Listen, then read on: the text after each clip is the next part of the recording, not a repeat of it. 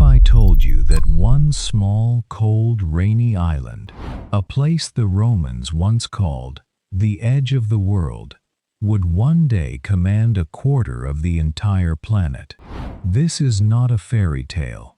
This is the real story of England, a story of invasion, betrayal, fire, and one king who refused to give up, even when he was hiding in a swamp with nothing left to lose. By the end of this video, you'll understand exactly how a land of scattered tribes became a kingdom that changed history forever. And along the way, you'll pick up real, natural English, the kind used in books, in news, in everyday conversation. So get comfortable, and let's begin. Before there was an England, there wasn't even an English. There were tribes, fierce, independent tribes, called the Britons, spread across forests and hills, each with its own chief, its own customs, its own gods. They painted their bodies before battle. They worshipped the sun, the moon, the rivers. They had no single ruler, no single name for their land. To them, unity was a foreign idea, and that lack of unity is exactly what made them vulnerable. Because across the sea, a new power was rising, a power with roads, with iron discipline, and with an army that had never lost. Rome was watching. In 55 BC, a Roman general named Julius Caesar looked across the English Channel and saw opportunity. He crossed with his legions, expecting an easy victory. He did not get one. The Britons fought back hard, using chariots, something the Romans had never faced before. Caesar retreated. He tried again the next year. Still, full conquest slipped through his fingers. It would take almost 100 more years, until 43 AD, before Rome finally succeeded, under Emperor Claudius. And when they did, everything changed. Roads were built, cities rose, Latin words entered the local speech. For nearly 400 years, Britain became part of the largest empire the world had ever known. But empires fall. And when Rome collapsed, Britain was left alone again, open, unprotected, and about to receive visitors who would give the land its very name. When the Romans withdrew in the early 400s, tribes from across the North Sea, the Angles, the Saxons, and the Jutes, began arriving, not just as raiders, as settlers. They brought their own language, their own gods, their own way of life. Over time, the Britons were pushed back, and this new mixed culture, the Anglo-Saxons, became dominant. Here's the moment worth remembering. The word England comes directly from Angleland, the land of the Angles. Even English, the language you are listening to right now, traces its roots to this exact period. Small kingdoms formed: Wessex, Mercia, Northumbria, East Anglia. They fought each other constantly. There was still no single England. And then, from the sea, came a threat that would force them to finally unite or be destroyed. The year is 793. A monastery on the island of Lindisfarne is attacked without warning. Monks are slaughtered. Treasures are stolen. Fire spreads across the holy ground. The Vikings had arrived. These were not just raiders looking for gold. They wanted land. Within decades, huge armies of Norse warriors swept across England, kingdom after kingdom falling before them. Northumbria, gone. East Anglia, gone. Mercia, crumbling. Only one kingdom stood between the Vikings and total conquest of England: Wessex. And Wessex had a king who was about to become a legend. His name was Alfred, and in the year 878, things looked hopeless. The Vikings launched a surprise winter attack. Alfred's kingdom collapsed almost overnight. The king himself was forced to flee, hiding in the marshes of Somerset, reportedly disguised as a common peasant. This is the lowest point in the entire story. A king with no army, no palace, no certainty of survival. But Alfred did not surrender. He gathered loyal fighters in secret. He waited.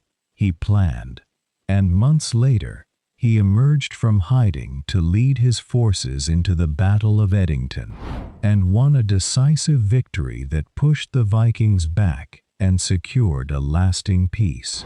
Alfred became the only English king in history to earn the title, the Great. He rebuilt towns, promoted education, and laid the foundation for a single, unified England. Because of one man's refusal to quit in a swamp, England survived. But the story of conquest wasn't finished yet. One final invasion was still coming, one that would reshape the English language, the English throne, and English identity forever. The year 1066. King Edward the Confessor dies without a clear heir. Multiple men claim the throne. Among them, Duke William of Normandy, across the sea in France. William believes the crown was promised to him. When Harold Godwinson is crowned king instead, William assembles an invasion fleet. At the Battle of Hastings, the two armies clash. Harold is famously said to have been struck in the eye by an arrow, though historians still debate the exact details. What is certain is this: Harold dies, his army breaks, and William becomes king. William the Conqueror. England would never be the same. Norman French poured into the language. Castles rose across the land. A new ruling class took control. Old England ended, and a new England, the one that would eventually build an empire, began. Think about that for a moment. Tribes without unity. Dozens of separate peoples living on the same island, speaking different tongues, worshipping different gods, raiding each other's villages before the Romans ever set foot on their shores. There was no England. There was no shared identity, just land and the people fighting over it. Then came 400 years under Roman rule. 4 centuries of roads, of walls, of Latin law pressed down onto a Celtic world. The Romans did not ask permission. They arrived, they built, and they stayed. And when they finally left, they took their order with them, leaving behind only ruins, and a people who had forgotten how to stand alone. Then came a name, born from invaders, the Angles. A Germanic tribe from the coast of what is now Denmark and northern Germany, who crossed the North Sea and carved out territory so completely that the island eventually took their name. Angleland, England. The very word you use today to describe this nation was given to it by people who were not originally from it.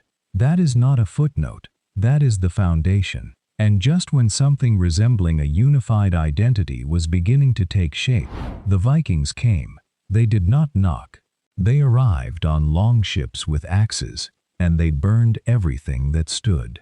Monasteries, villages, entire kingdoms reduced to ash and silence. The learning that monks had spent generations preserving, gone in an afternoon.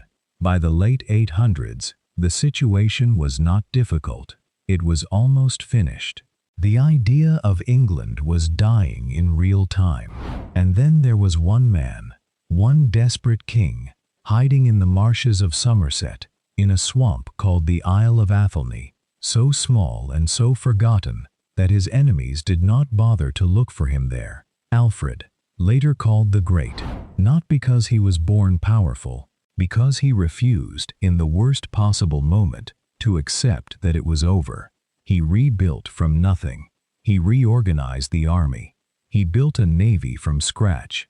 He established a network of fortified towns. He pushed the Vikings back. And perhaps most remarkably, he made sure that what his people knew would not be lost again. He brought scholars to his court. He translated Latin texts into Old English himself.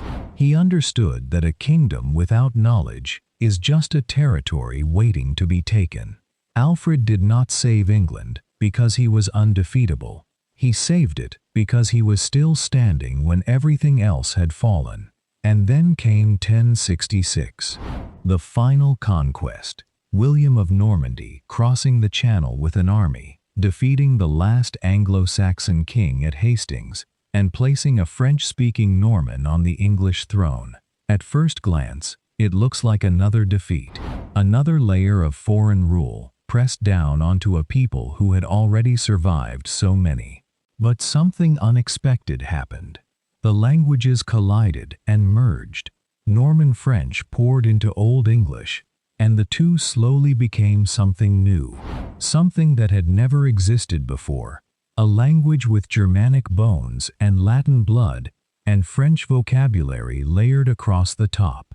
The language you are listening to right now, every single piece of that story is still alive today. In the words you use without thinking. Castle, from the Norman French. Kingdom, from the Old English signingdom. Conquest, from the Latin via French. Empire, carrying the weight of Rome itself. You cannot speak English for 5 minutes without touching every wave of invasion that washed across that island. England's rise to power was not inevitable. It was not written in advance. It was not the product of some natural superiority or geographic destiny. It was built piece by piece through survival, through adaptation, through ordinary people and occasionally extraordinary leaders who refused to accept the ending that history seemed to have written for them. A nation forged not from strength, but from the refusal to disappear.